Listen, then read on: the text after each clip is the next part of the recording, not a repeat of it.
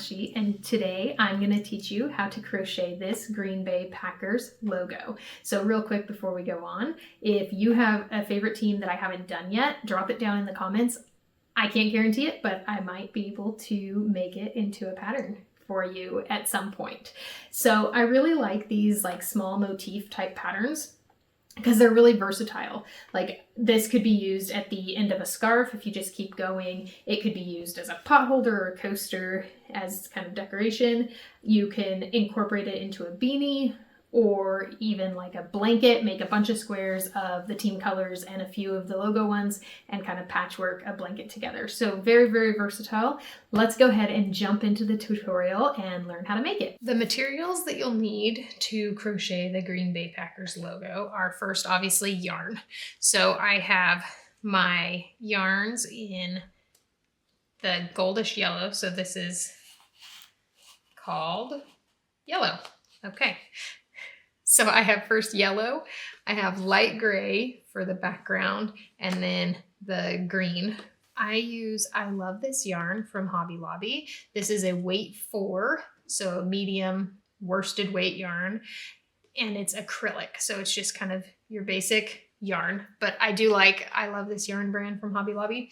It's kind of what I default to, but you can use whatever weight 4 yarn you want and whichever colors you want. Really, in terms of, as long as they're in the color family, you pick whatever you feel like is the closest color to the Packers colors. Okay, so there's our yarns, and then we'll need our crochet hook. This is a size H, 5.0 millimeter crochet hook, scissors to cut the yarn, a darning needle to weave in the ends at the end, and our pattern. So for the pattern, you'll either want to get the chart like this or the written pattern. Both are available in the description of this post. So if you open up the description under the post and click on the link, that goes to my blog post with the written pattern and also a link to the PDF printable version of the chart.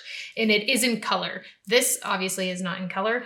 So I just printed it out in black and white, but the chart that is available on that blog post is in color, so you'll have it. Okay, so when you're working from a chart like this, we're going to work from the bottom right toward the left. This is where we're starting.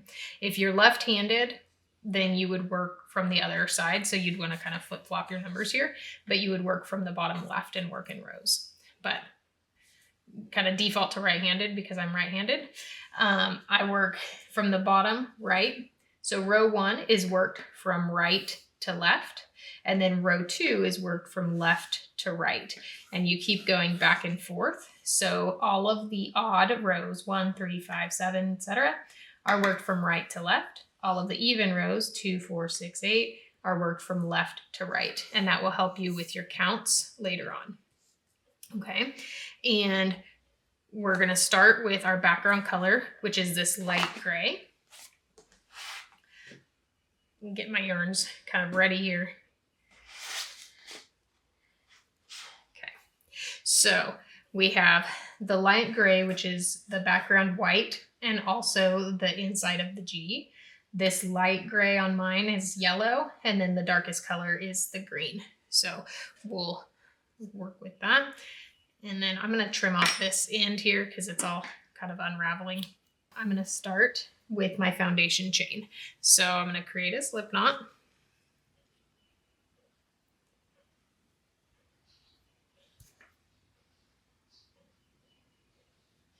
And then I'm going to do my foundation chain, which is the number of single crochets plus 1. This is all worked in single crochets. So we'll have 21. So I need to do 22 chains from my foundation chain. 3, 4, 5, 21, 22. Okay, now I'm going to work in the first chain back from my hook and do 21 single crochets. So I'm just working a single crochet in each of those foundation chains. 2, 3, 20, and 21. Okay, now if you aren't familiar with single crochets or working into the foundation chain, or you want to get a little bit better and more confident with it, I do have a bunch of videos on my channel that address various techniques, and I have a whole video dedicated to working into the foundation chain, which is very helpful. That was one area that I struggled with for a long time. So I feel like that clears it up a lot and is very helpful. Okay, so that was the first row. We did 21 single crochets in gray. You can see row 2 is the same thing. It's just all the same color. So I'm going to turn my work and do 21 single crochets in gray again. But I am going to pull this tail up and work over it so that I don't have to weave it in at the end. So to do that, I turn my work, I grab that yarn and bring it up to the top. Okay, now I'm going to insert my hook for the single crochet, and it's going to go under that tail, and I'm going to pull up a loop, and then when I yarn over and pull up the next loop, I'm going to be over that tail. Okay, so I just hold that tail next to the top of my stitches and work over it. 2, 3, 17, 18. Now I'm getting to the end of it, and I'm going to pull it a little bit tighter even and keep going. 19, 20, and then final crochet here. Single crochet. Okay, now I pulled it tighter so it curled. I'm just going to stretch it back out, and then that means I don't have to weave in that tail at the end. Okay, so now I'm going to go up to row 3. So again, row 3 is going to be from right to left. So I'm going to start here and count over. So we'll have 5 single crochets in this first color, and then I'll show you how I do the color change. One thing I didn't mention on the turn, I don't do a turning chain when I'm doing single crochet. I just turn and then work straight into that final stitch of the previous row. I find that I get much more even edges that way. So if you like turning chains, feel free to do turning chains, just don't count it as a stitch. Okay, so this is my 5th stitch in the gray. So I did 4. On the 5th, I'm going to pull it back out. I start it, I insert hook, yarn over, and pull up a loop, but then I don't finish it with this same color.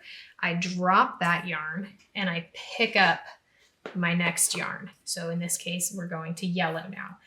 And so I'm going to change the colors kind of halfway through that stitch, and that gets you the best like seamless color change. So to do that, I'm just going to pull up a loop of that color, making sure that I leave a little bit of a tail of the yellow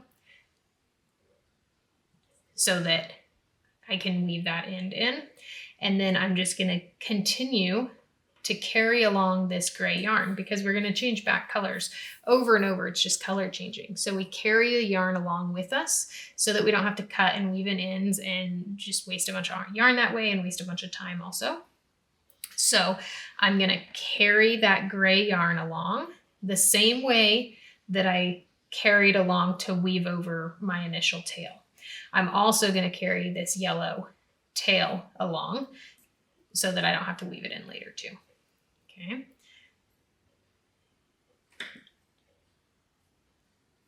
And I have 11 single crochets in yellow. Okay, so working over those yarns. 1,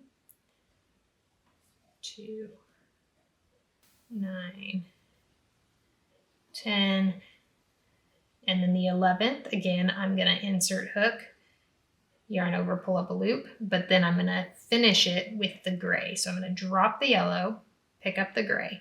I want to make sure that this isn't too tight with the gray before I switch colors, because if it is, once you start looping it around, you're not going to be able to fix it. So make sure that it's a good tension through there, and then pick up the gray to finish off that stitch. And then we are going to have 5 single crochets in gray to finish off this row. Now we're going to turn and we're going to continue to carry along that yellow yarn for the whole project. So when we turn, we're going to pull that yellow yarn along behind. Okay. Insert hook, make sure we're going under that yarn, pull up a loop, and now we're over the yarn to finish it. Okay. Now when I'm here, I don't love this, so I grab that stitch and pull that tight so that it hides it in there a little bit better, okay, on that turn. And then I continue. So on row 4, we're working from left to right. So we have 4 single crochets in gray. I already did 1. Okay. 2, 3, 4, switching to yellow here. And then we have 2 in yellow. Okay, so 1, 2. Now here we are introducing our third color, the green. Okay, so I'm gonna join the green the same way that I joined the yellow. So I'm dropping the yellow and the gray, picking up the green, pulling a loop up to finish off that single crochet. And now I just have an extra yarn that I'm carrying along the whole time. Okay, and there's just tons of color changes. So that's the complicated part of this. Otherwise, it's just single crochet. So it's, you know, not complicated in terms of the stitches. You just got to get the color changing and the tension down. Okay, so in the green, 2, 4, 6, 8, 9 green here. Okay, for this row. So I'm working over the gray and the yellow, also working over the tail of the green so that it's tucked away. 2, 3, 9, 10, 11.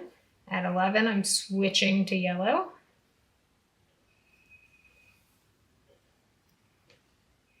That should have been 9. Not 11. I don't know why I went to 11. Okay, so I went too far. So I'm pulling out stitch number 11 and stitch number 10 and half of stitch number 9 so that I can color change to yellow at the right time. Okay, there we go. And then we have 2 yellow here.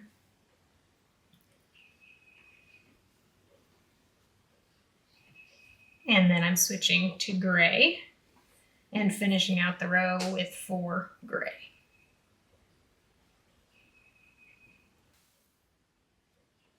Okay, now I'm going to take the green tail that I had just a little bit extra, so it was sticking out the end, and I don't want that. So I pulled it up a little bit tighter, trimming off just a small amount, and then I'll stretch it back out so that it's tucked away. Okay, so there's our first 4 rows of the pattern. Now on row 5, we're going to be changing. So we're changing from the first color, gray, to yellow, to green, back to gray, back to green, yellow. So it's just more color changes, but same idea. Okay, so we're going to reinsert our hook. I'm going to turn, bringing both those yarns along with me. And I'm going to do 3 single crochets in gray.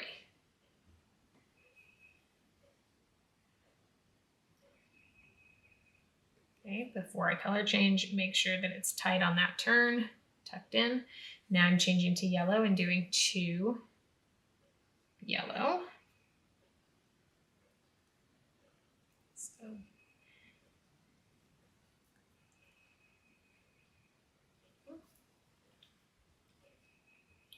changing to green.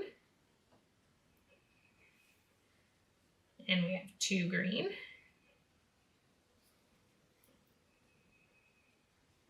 Then back to gray. Okay. 2, 4, 6, 7 gray.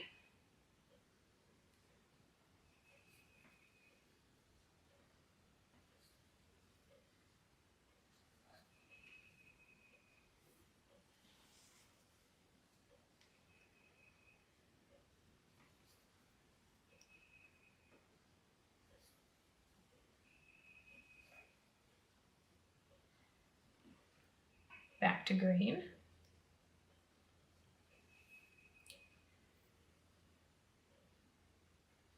to green, and then yellow, to yellow, and finally back to gray to finish off with 3 gray.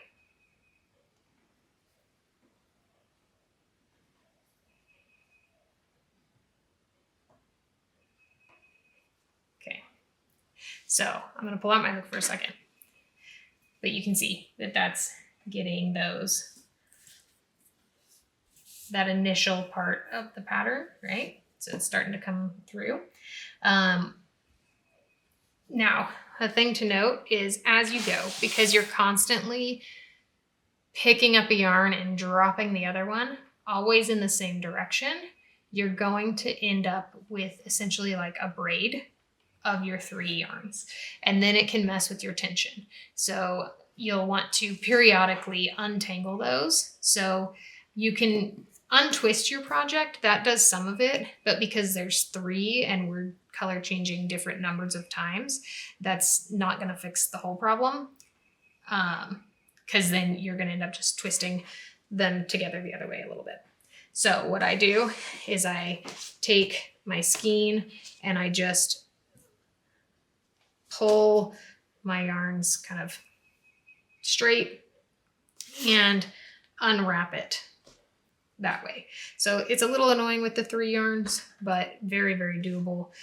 You'll want to do it every couple rows just because it will get very annoying if all of your yarns are super braided up and tangled. And it will affect your end project because it will mess up your tension. So it depends on how many color changes, how often I do it, but just when you start noticing you're kind of fighting with it, go ahead and take the time to unwrap them. Okay, so that was row 5.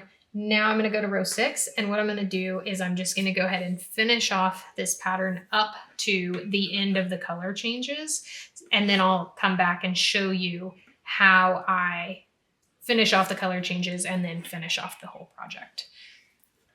So you can just continue following the chart. Once you're up to that row 16, I'll come back. So now I'm on row 16, which is the last row that has green in it. So I'm going to work on that and show you what I do to finish off the color changing. 5, 6, 7, 8, 9. So I'm going to change to the yellow, just as I've been changing the whole time. Do my 2 in yellow, and I'm going to keep carrying along that green yarn. I'm not going to drop it or cut it or anything right now. I'm going to keep carrying it along and finish out this row.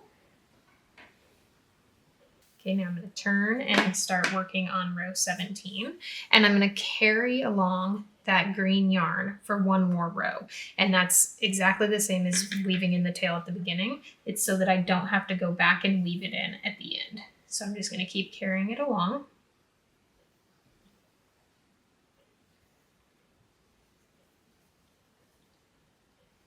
Three, 4, 5, change it to yellow.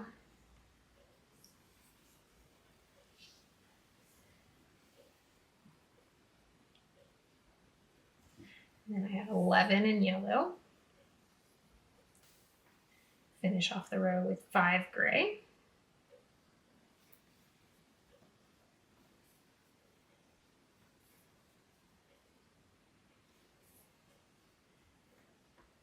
Okay, now I'm going to take the green, tighten it just a little bit, and cut it. Okay. And then stretch that back out. And then I'm going to do 2 more rows of gray, and I'm going to carry along the yellow for 1 more row same thing, just so that I don't have to weave in that tail at the end. Okay, so this is just going to be 21 stitches, single crochets in gray.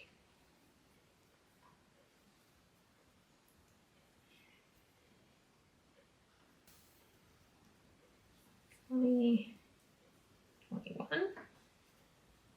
Okay, now I can take the yellow and do the same thing. So pull it up just a little bit,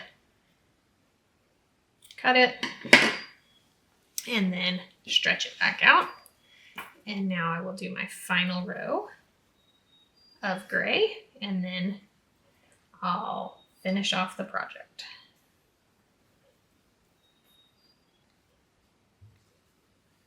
Okay, final stitch, and I'm going to do a normal single crochet.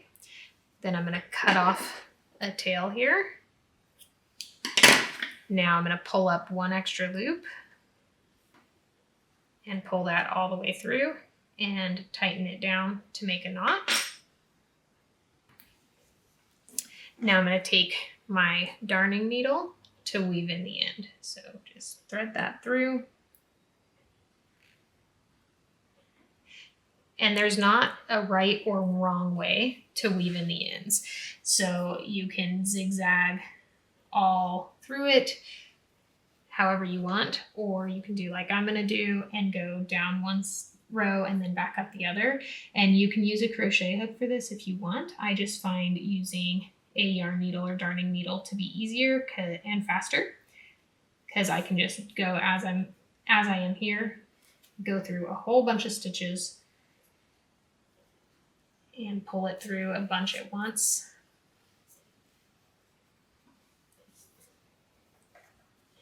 And then turn and come back the other direction through all of those stitches.